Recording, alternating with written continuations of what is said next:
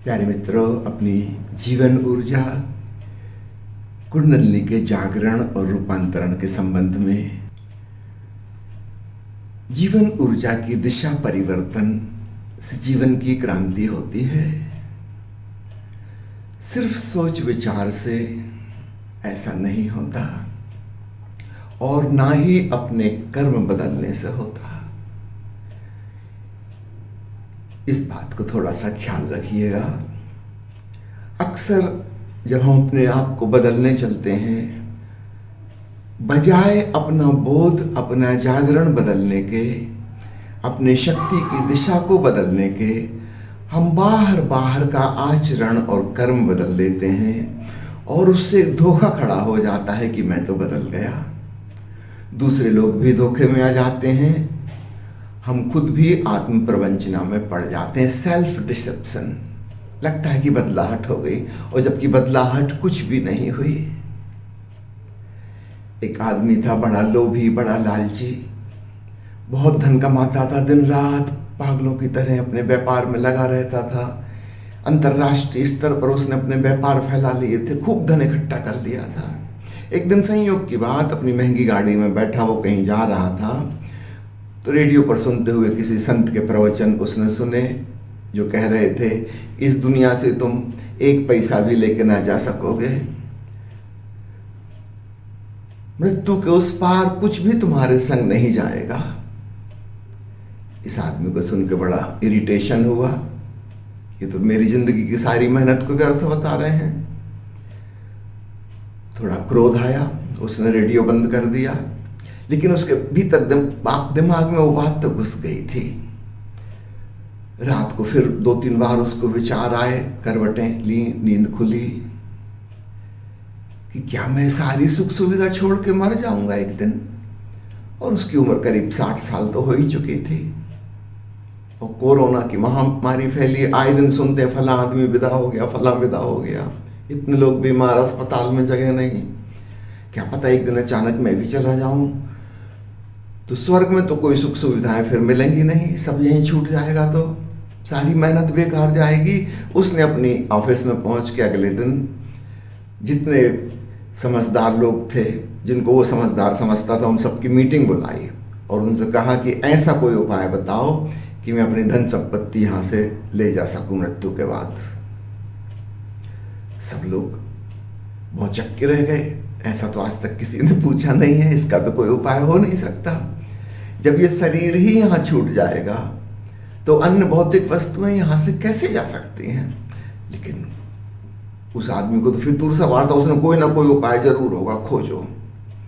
लोग पीठ पीछे उसकी हंसी उड़ाने लगे, कई लोग कहने लगे कि बॉस का दिमाग सठिया गया है, 60 साल की उम्र में सठिया जाते हैं, यहाँ से कैसे कुछ ले जा सकते हैं। लेकिन वो रोज रोज लोगों को डांटता डपटता, कहता कि कोई तो विधि होगी, थोड़ी खोजबीन करो। शहर में भी यह बात फैल गई, सब लोग समझने लगे कि ये कंपनी के मालिक का कुछ सिर फिर गया है। एक दिन एक विचित्र सा आदमी उसके ऑफिस में आया और उसने कहा कि सर, मैं आपको उपाय बता सकता हूँ। बहुत खुश हुआ, बैठो, स्वागत किया उसका। क्या लोगे उपाय बताने का?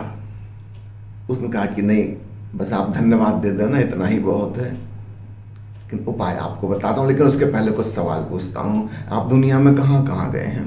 उसने बताया कि मैं सब जगह गया हूँ, यूरोप के देशों में गया हूँ, अमेरिका गया हूँ, अफ्रीका भी घूमने गया था, ऑस्ट्रेलिया भी घूमा है, सभी महाद्वीपों पर पूरी इंटरनेशनल ट्रैवलिंग, करीब करीब हर 2-3 साल बाद वर्ल्ड टूर पे जाता हूँ। उस आदमी ने कहा कि आप ये बताइए, जब आप अमेरिका गए थे क्या आप ये रुपये लेके गए थे? उसने कहा नहीं, रुपये लेके कैसे जाएंगे, पहले रुपयों को कन्वर्ट करवा लिया था डॉलर में, वहाँ तो डॉलर की करेंसी चलती है। उस आदमी ने पूछा, जब आप इंग्लैंड गए थे तब रुपये लेके गए थे? उस अमीर आदमी ने कहा, कैसी बातें करते हो, छोटे छोटे बच्चे भी ये वाली बात जानते हैं, हम जिस देश में जाएंगे वहाँ की करेंसी लेके जाएंगे। इंग्लैंड जाते समय मैंने पॉन्ड्स में चेंज करवा ली थी अपनी धनराशि को, वहाँ पॉन्ड्स चलते हैं, रुपये नहीं चलते। उस आदमी ने कहा बिल्कुल, आप अनुभवी आदमी हैं, अब आप ये भी समझ जाइए, मरने के बाद जब आप स्वर्ग जाएंगे वहाँ की करेंसी कौन सी है ये पता लगाना होगा, क्योंकि अभी आप अगर कन्वर्ट कर लो करेंसी तो फिर आप ले जा सकते हो, ये रुपये तो वहाँ नहीं जाएंगे, ये तो भारत सरकार ने छापे, ये यहीं रह जाएंगे। उस आदमी ने कहा बताओ, ये वाली बात तो इम्पॉर्टेंट है, निश्चित रूप से हम जहाँ जा रहे हैं वहाँ की जो करेंसी है उसमें कन्वर्ट करना पड़ेगा, ये वाली बात तो समझ में आती है। उस व्यक्ति ने कहा कि गौर से सुनिए, यदि आप अपने धन का उपयोग दान में पुण्य में करेंगे, धर्म कर्म में लगाएंगे तो वहाँ की करेंसी हो जाएगी, वहाँ पुण्य की करेंसी, दान की करेंसी चलती है। उस आदमी ने उसी दिन से धन का सदुपयोग करना शुरू कर दिया, दान देना शुरू कर दिया, जरूरतमंदों की मदद करनी शुरू कर दी, बड़ा दानी हो गया। ऊपर ऊपर से आपको देखने लगेगा उस व्यक्ति का कर्म बदल गया। जो लोभी था, लालची था, हमेशा एक्सप्लॉइटेशन कैसे करे, दूसरे से कैसे ले, अब वो दूसरों को देना शुरू कर दिया। कर्म तो बदल गया, लेकिन जरा भीतर से उसकी भाव दशा का गौर करिए, वही का वही लालची व्यक्ति है। उसकी लालच ने अब और विस्तार, एक्सटेंशन ले लिया। अभी तक वो मरने के पहले की सुविधाओं का इंतजाम कर रहा था, अब मरने के बाद भी इंतजाम करने में लगा है, वहां भी सुविधा का इंतजाम हो जाए।